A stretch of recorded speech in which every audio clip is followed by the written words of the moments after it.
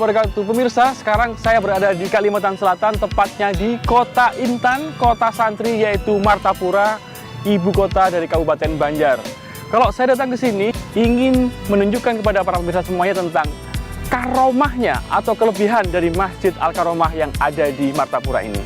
Bagaimanakah keunikan dan juga kisah sejarah dari masjid ini? Tetap dalam program Jejak Masjid Nusantara.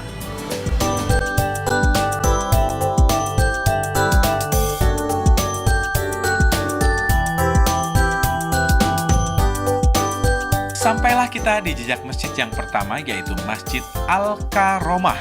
Masjid raya yang sempat bernama Masjid Jami Banjar ini dibangun sejak tahun 1863 oleh H.M. Nasir, H.M. Taher, H.M. Afif, Mufti H.M. Nur, dan Raden Tumenggung Kesumayuda dengan ukuran 37,5 kali 37,5 meter. Ini kenapa jadi disebut Masjid Agung ini disebut Masjid Agung Al-Karomah?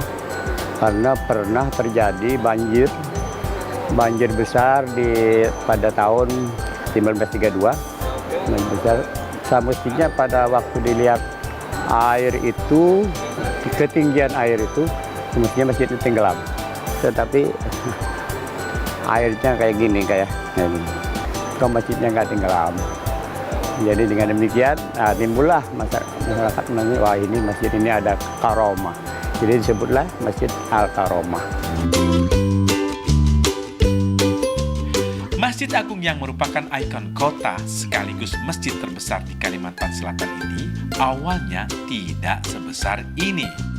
Pada awal pembangunan hanya sebesar bagian atap segi 4 saja dengan 4 tiang ulin berwarna hijau. Secara teknis bangunan masjid ini dibuat dari unsur bangunan utama yaitu kayu ulin dengan atap sirap. Dinding dan lantai juga terbuat dari kayu ulin.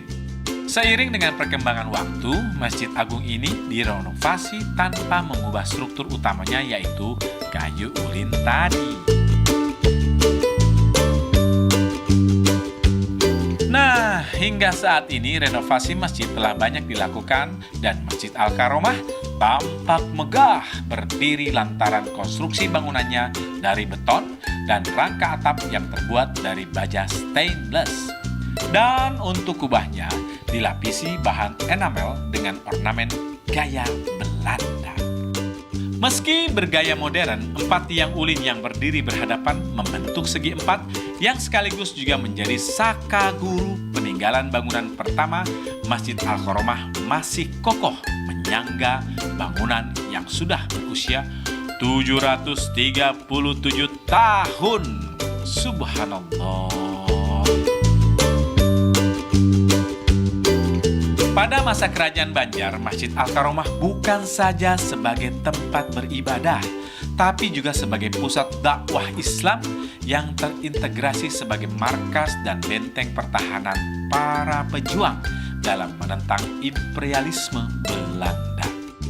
Namun, setelah Indonesia merdeka, Masjid Agung ini pun khusus menjadi tempat beribadah dan pusat dakwah Islam. Dan saya jadi penasaran tentang di mana peletakan mihrab pertama pada masa awal pembangunan masjid. Makanya saya langsung bertanya ke pengurus masjid, yaitu Ustadz Sya'roni namanya. Ini Kiai bisa dijelaskan tentang mihrab ini, Kiai? Ya, ini mihrab yang pertama, mihrab asal dari masjid yang dibangun tahun 1897. 1897. Ya, itu pembangunan yang kedua. Yang pertama dibangun itu kan waktu masihnya sementara sifatnya itu 1862. 1863, 1862 perang Banjar, 63 lampu dibangun. Kemudian yang permanennya tahun 97 ya ini yang dibuatkan mihrabnya. Ya. Terus selain ini apa lagi sisanya yang bisa kita dinikmati oleh generasi sekarang bahwa betul-betul masjid ini tinggalan tahun 1800-an. Ini apa batas apa nih, Yai? Yang ini? Nah, ini batas masjid dulu. Yang masjid pertama